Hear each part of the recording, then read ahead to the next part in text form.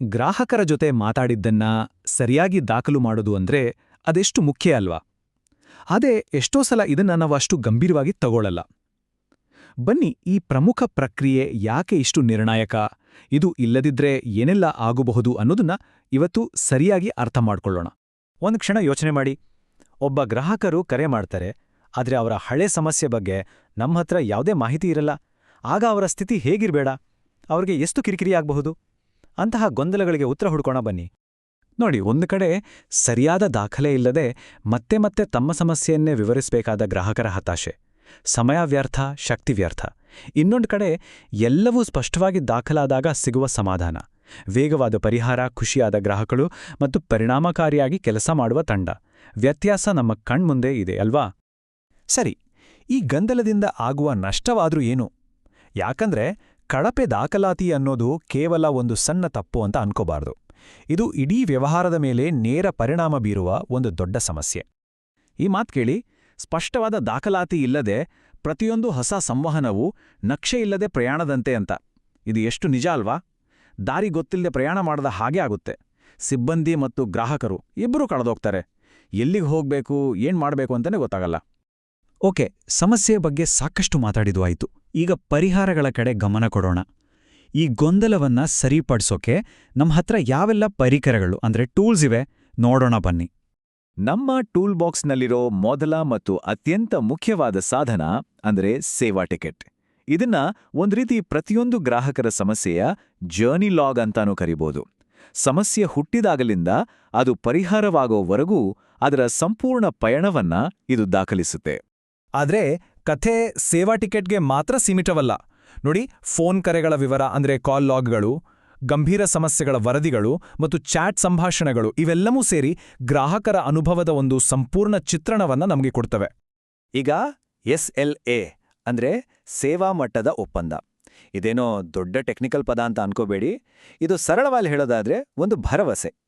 ಚಿಂತೆ ಬೇಡ, ನಿಮ್ಮ ಸಮಸ್ಯೆಯನ್ನು ಇಷ್ಟು ಸಮಯದೊಳಗೆ ನಾವು ಖಂಡಿತ ಬಗೆಹರಿಸ್ತೇವೆ ಅಂತ ಗ್ರಾಹಕರಿಗೆ ನಾವು ಕೊಡುವ ಮಾತು.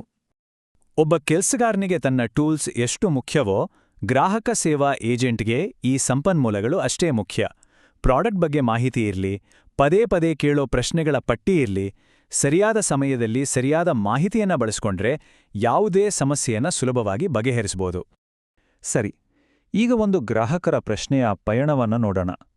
ಒಬ್ಬ ಗ್ರಾಹಕರು ಒಂದು ಪ್ರಶ್ನೆ ಕೇಳಿದ ಕ್ಷಣದಿಂದ ಅದು ಪರಿಹಾರವಾಗುವವರೆಗೂ ಏನೆಲ್ಲ ನಡೆಯುತ್ತೆ. ಬನ್ನಿ, ಅದರ ಜೀವನ ಚಕ್ರವನ್ನು ಹಂತ ಹಂತವಾಗಿ ನೋಡೋಣ.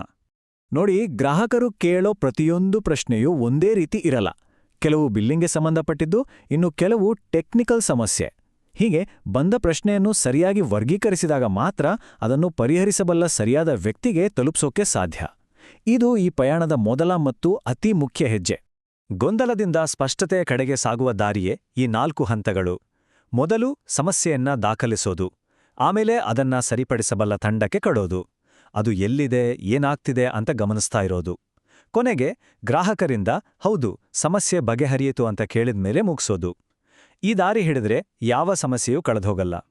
ಈ ಇಡೀ ಪ್ರಕ್ರಿಯೆಯ ಹೃದಯ ಇರೋದೇ ಉತ್ತಮ ಟಿಪ್ಪಣಿಗಳಲ್ಲಿ. ಯಾಕಂದ್ರೆ ಒಬ್ಬ ಏಜೆಂಟ್ ಅರ್ಧಕ್ಕೆ ಬಿಟ್ಟ ಕೆಲಸವನ್ನ ಇನ್ನೊಬ್ರು ಯಾವುದೇ ಗೊಂದಲವಿಲ್ಲದೆ ಮುಂದುವರಿಸ್ಬೋದು. ಏನ್ ಮಾಡಲಾಗಿದೆ, ಮುಂದೆ ಏನ್ ಮಾಡ್ಬೇಕು ಅನ್ನೋದು ಸ್ಪಷ್ಟವಾಗಿದ್ರೆ ಇಡೀ ತಂಡ ಒಂದಾಡಿ ಕೆಲಸ ಮಾಡಕ್ಕೆ ಸಾಧ್ಯ. ಎಲ್ಲ ಸರಿ, ಈ ಎಲ್ಲಾ ಪ್ರಕ್ರಿಯೆಗಳನ್ನ ಸರಿಯಾಗಿ ಪಾಲಿಸೋದ್ರಿಂದ ಸಿಗುವ ನಿಜವಾದ ಫಲಿತಾಂಶ ಏನು? ಬನ್ನಿ, ಪರಿಹಾರದ ಹಾದಿಯಲ್ಲಿರೋ ಕೆಲವು ಉತ್ತಮ ಅಭ್ಯಾಸಗಳನ್ನ ಮತ್ತು ಅದರ ಪರಿಣಾಮಗಳನ್ನ ನೋಡೋಣ. ಒಂದು ವಿಷಯ ಯಾವಾಗ್ಲೂ ನೆನಪಿನಲ್ಲಿರ್ಬೇಕು, ಎಲ್ಲ ಪ್ರಶ್ನೆಗಳಿಗೂ ಒಂದೇ ರೀತಿಯ ದಾಖಲಾತಿ ಸರಿಹೊಂದಲ್ಲ. ಒಂದು ಸಣ್ಣ ಪ್ರಶ್ನೆಗೆ ಒಂದೆರಡು ಸಾಲಿನ ಟಿಪ್ಪಣಿ ಸಾಕು. ಆದರೆ ಒಂದು ದೊಡ್ಡ ಸಂಕೀರ್ಣವಾದ ದೂರಿಗೆ ಅದರ ಪೂರ್ತಿ ಕಥೆಯನ್ನು ಹೇಳೋ ಹಾಗೆ ವಿವರವಾದ ವರದಿ ಬೇಕಾಗತ್ತೆ. ಸಂದರ್ಭಕ್ಕೆ ತಕ್ಕಂತೆ ನಮ್ಮ ಶೈಲಿಯನ್ನು ಬದಲಾಯಿಸ್ಕೊಳ್ಳೋದು ತುಂಬಾ ಮುಖ್ಯ. ನೆನ್ಪಿದ್ಯಾ, ನಾವು SLA ಅಂದ್ರೆ ಒಂದು ಭರವಸೆ ಅಂತ ಮಾತಾಡಿದ್ವಿ. ಇದು ಅದಕ್ಕೊಂದು ನೇರ ಉದಾಹರಣೆ.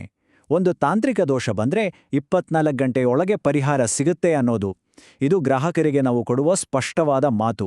ಇಲ್ಲಿ ಯಾವುದೇ ಗೊಂದಲಕ್ಕಾಗ್ಲಿ ಅನುಮಾನಕ್ಕಾಗ್ಲಿ ಜಾಗವೇ ಇಲ್ಲ. ಕೊನೆಯದಾಗಿ ಒಂದು ಮುಖ್ಯವಾದ ವಿಷಯ, ಸ್ಪಷ್ಟ ದಾಖಲಾತಿಯು ಗ್ರಾಹಕರ ಸಮಸ್ಯೆಯನ್ನು ನಮ್ಮ ಬದ್ಧತೆಯ ದಾಖಲೆಯಾಗಿ ಪರಿವರ್ತಿಸುತ್ತದೆ. ಅಂದ್ರೆ ನಾವು ಕೇವಲ ಸಮಸ್ಯೆಗಳನ್ನು ಬಗೆಹರಿಸುತ್ತಿಲ್ಲ, ಬದಲಾಗಿ ಪ್ರತಿಯೊಂದು ಸಮಸ್ಯೆಯ ಮೂಲಕ ನಾವು ನಂಬಿಕೆಯನ್ನ ಕಟ್ಟುತ್ತಿದ್ದೇವೆ, ನಮ್ಮ ಬದ್ಧತೆಯನ್ನ ಸಾಬೀತುಪಡಿಸುತ್ತಿದ್ದೇವೆ. ಹಾಗಾದ್ರೆ ನಾನೊಂದು ಪ್ರಶ್ನೆಯೊಂದಿಗೆ ಇದನ್ನು ಮುಗಿಸ್ತೀನಿ. ನಾವು ಮಾಡುವ ಈ ದಾಖಲಾತಿ ಕೇವಲ ನಡೆದು ಹೋದ ಘಟನೆಗಳ ಒಂದು ರೆಕಾರ್ಡ್ ಅಷ್ಟೇನಾ, ಅಥವಾ ನಮ್ಮ ಭವಿಷ್ಯವನ್ನು ಉತ್ತಮಪಡಿಸಿಕೊಳ್ಳಲು ನಾವು ಹಾಕುತ್ತಿರುವ ಒಂದು ನಕ್ಷೆಯೇ? ಇದನ್ನ ಕೇವಲ ಒಂದು ಕೆಲಸ ಅಂತ ನೋಡೋ ಬದಲು ನಮ್ಮ ಬೆಳವಣಿಗೆಯ ಒಂದು ಪ್ರಮುಖ ಭಾಗ ಅಂತ ನೋಡಿದರೆ ನಮ್ಮ ಸೇವೆ ಇನ್ನೆಷ್ಟು ಉತ್ತಮವಾಗಬಹುದು. ಈ ಬಗ್ಗೆ ಒಮ್ಮೆ ಯೋಚಿಸಿ.